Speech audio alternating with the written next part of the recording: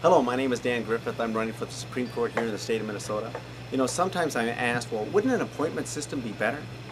Well, yeah, it'd be better for the judges who have the political connections to be appointed, but it's not better for the people of Minnesota. Well, doesn't an appointment system keep politics out? Sometimes we hear that. Well, let me read you a quote here from the StarTribune. When our former governor, Pawlenty, was appointing his campaign attorney to the Court of Appeals, who he later appointed to our Minnesota Supreme Court.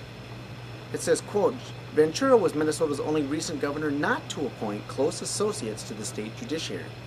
Arne Carlson gave judgeships to his chief of staff, a campaign attorney, his sister-in-law, and his attorney in the governor's office.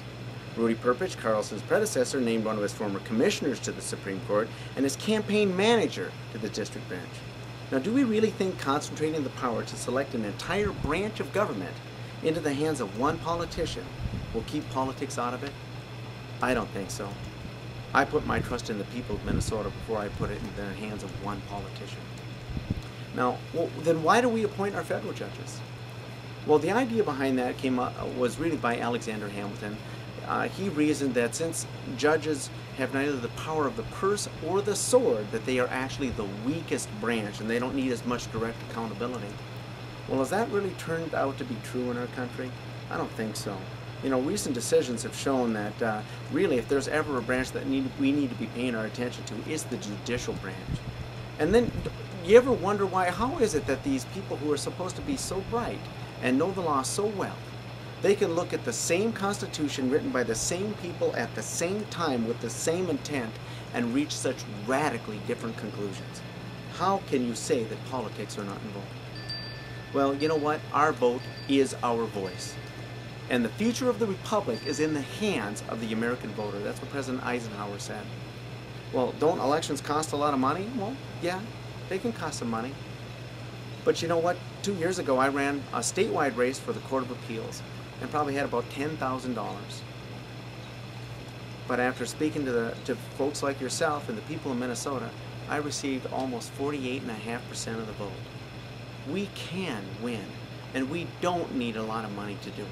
What we do need is we need to speak intelligently, and we need to ask people to vote intelligently. And at least now you can go to the polls and you can learn about your judicial candidates, and I invite you to do that. In fact, frankly, it's your responsibility to do that. Now, I have a website, griffithforjudge.com. So do some of the other judicial candidates. By all means, check them out. Understand what their political, or not their political, but I'm sorry, their judicial philosophy is. Because I am not a politician. I had somebody ask me, well, what is the difference between a judge and a politician? I said, well, a judge should listen to the facts, find the truth, and apply the law, not rewrite it. When a judge starts making the law, they have become a politician. And that is not what I want to be. John F. Kennedy said, those who make peaceful revolution impossible make violent revolution inevitable.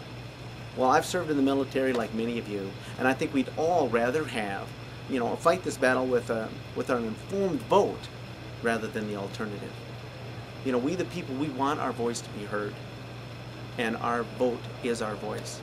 Again, I'm running for Supreme Court here in the state of Minnesota. My name is Dan Griffith, and I hope to win your vote. Thank you.